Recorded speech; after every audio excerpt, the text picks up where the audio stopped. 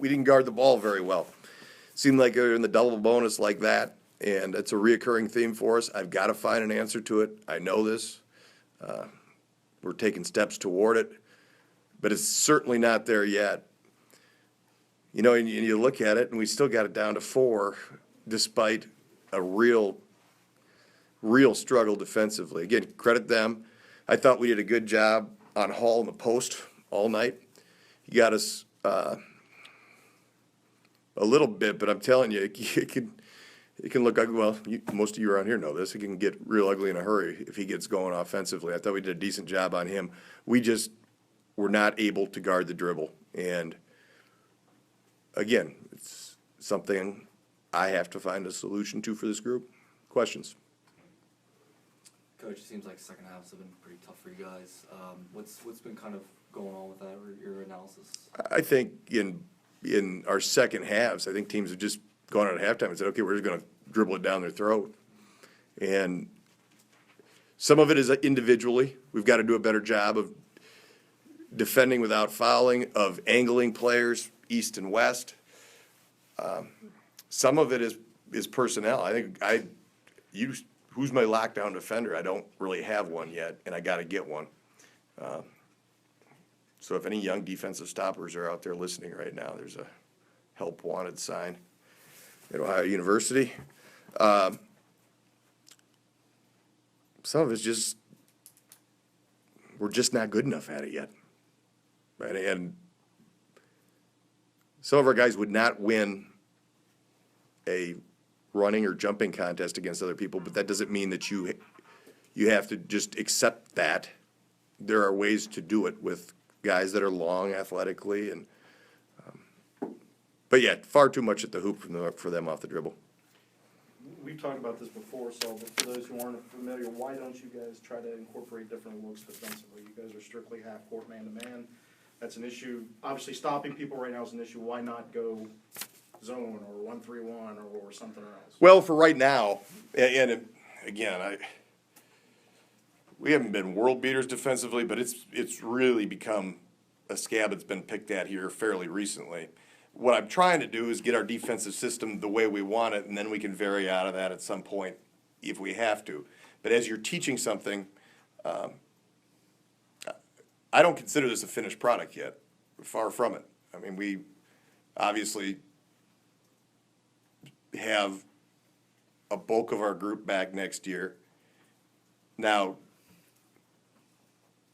do I need to consider all options? Absolutely. And have we worked on some of that this year? Absolutely. But again, when these guys understand what it is we're trying to do fully and fully are able to execute it, it'll be successful. It's that simple. And you can always I look at it two ways. You can just flip-flop back and forth and play pin the tail on the donkey with it, or you can stick to something that you got to make work and then vary out of it. With offensively, we've done the same thing, and it's been really successful for us. I think regardless of what it is we're in or what we're doing, we've got better offensive players on our team right now than defensive players, and that isn't going anywhere right now. And hopefully we find that balance throughout the recruiting process and through player development. Another year in the weight room, another year, that stuff does work itself out. But absolutely 100%, it's a real problem right now, and I got to not be closed-minded about what I'm looking at, but in any capacity, because 82 points should be enough to win you a game.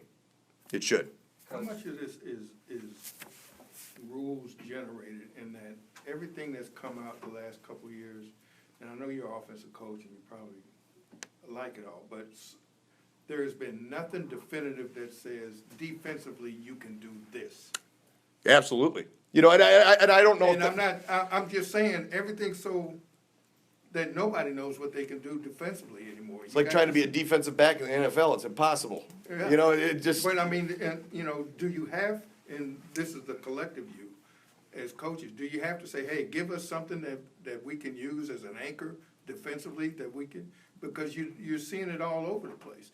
I think it's a great point. I think it's a fair point. Here's the irony of it. we're the people that implemented the change. Well, that's You know, yeah. what I would like to see done, what I think would be really, really smart, is for us as a group to say, all right, we're gonna make rule changes once every 4 years, so it goes through a full recruiting cycle. Treg said he's been told what he can do and not do on the ball 3 different times during his career.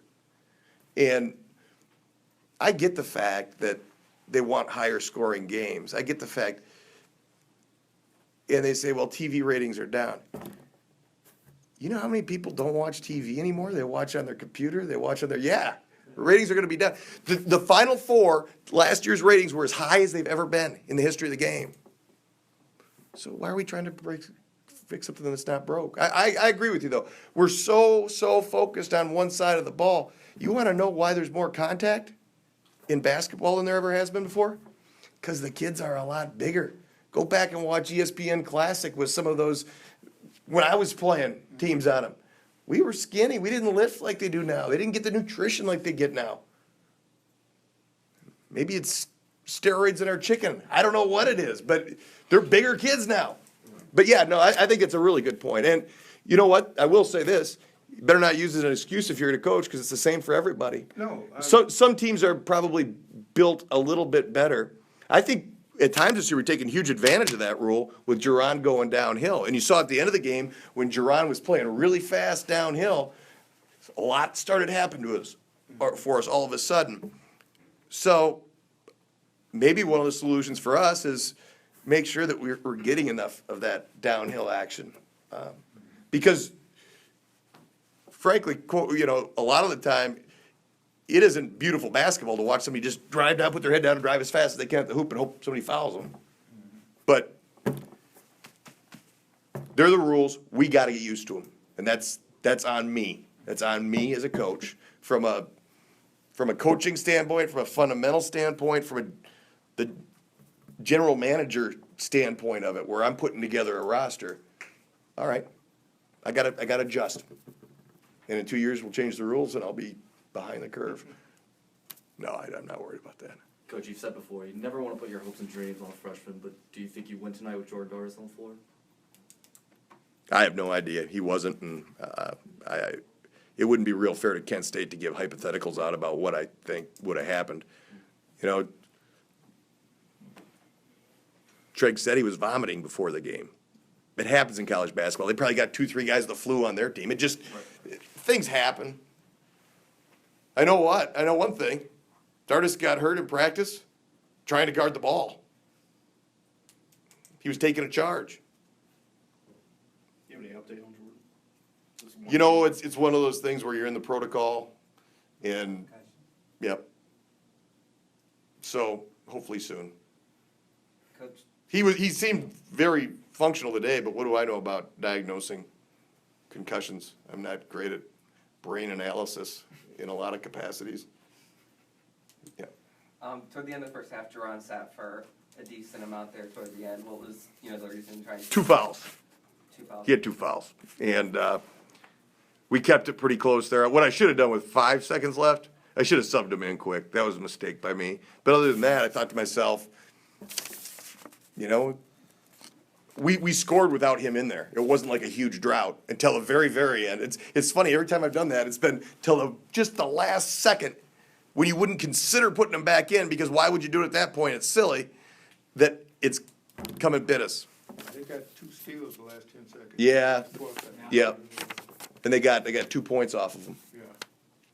Put them up. Took the lead. Yeah. Yep. Anything else for Coach?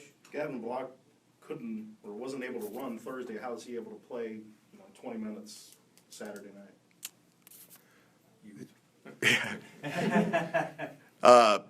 Great work by our training staff. Toughness by him. Doing all the right things on and off the court to make something bounce back as quick as you can. Good nutrition, good sleeping. Good genetics. I don't know. But When did you think he was going to play? Was that something you saw on shoot around today? Was that no, it was tonight? Annika. Our trainer Annika told me last night. She goes, "I don't want to get your hopes up, but he jogged really well today. So we threw him in some of the shooting drills last night when we came in here. We practiced at home, and then we did shooting drills here. And I saw him make about 3 hard cuts when he didn't even know I was watching, and he was putting as much weight on both legs. So I at that point, I'm like, well, we lose one, we bring back another, right?